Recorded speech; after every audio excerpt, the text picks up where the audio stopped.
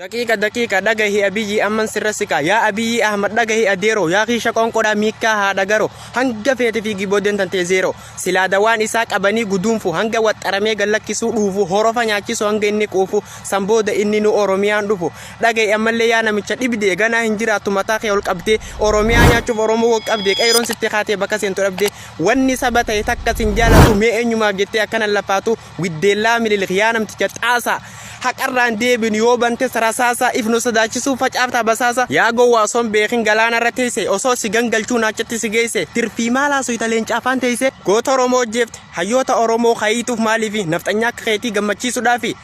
mudhiin si haa cittuu gajjii akaafi silaa hirtiif dullaan si duuba dhaabbatan laaftee yoo gachiifte duubaa si rukutan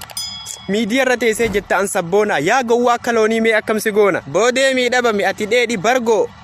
yoomuu nusiin jenna Abiyyi mastigoo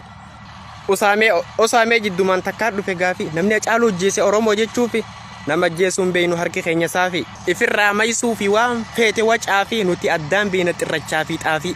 hanga waan argannee wajji waliin baanu shakkiin